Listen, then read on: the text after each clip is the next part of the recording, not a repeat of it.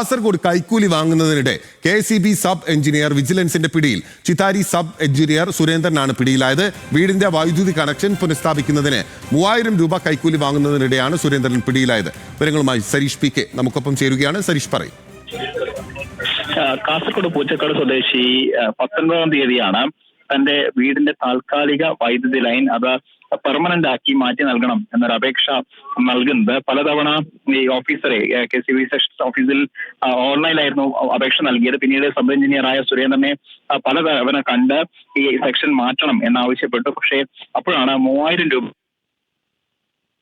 മാറ്റി നൽകൂ എന്ന് പറഞ്ഞത്. അതിന്റെ അടിസ്ഥാനത്തിൽ ഈ പരാതിക്കാരൻ വിജിലൻസിനെ അറിയിക്കുകയും ഇന്ന് വിജിലൻസിന്റെ സഹായത്തോടെ ഈ പണം നൽകിയ ശേഷം ഈ സുരേന്ദ്രനെ പിടികൂടുകയുമായിരുന്നു. മുൻപും പല ആളുകളിൽ നിന്നും ഇയാൾ കൈക്കൂലി വാങ്ങിയിട്ടുണ്ട് എന്നുള്ളതാണ് വിജിലൻസ് ലഭിച്ചിരിക്കുന്ന വിവരം. അതിന്റെ അടിസ്ഥാനത്തിൽ പക്ഷേ ആരും തന്നെ പരാതി നൽകാൻ തയ്യാറായിരുന്നില്ല. ആദ്യമായാണ് ഇത്തരത്തിലൊരു പരാതി ഈ ഉദ്യോഗസ്ഥനെതിരെ നൽകുന്നതും വിജിലൻസ് നേരിട്ട് പരിശോധിക്കുന്നത്. എന്തായാലും ഈ ദൃശ്യങ്ങൾ ഉൾപ്പെടെ വിജിലൻസ് ചിത്രീകരിക്കുകയും ഇയാളെ പിടികൂടുകയും ചെയ്തിട്ടുണ്ട്. മുൻപും ഇയാൾ കൈക്കൂലി വാങ്ങിയിട്ടുണ്ടോ എന്ന കാര്യം പരിശോധിച്ചു വരികയാണ്.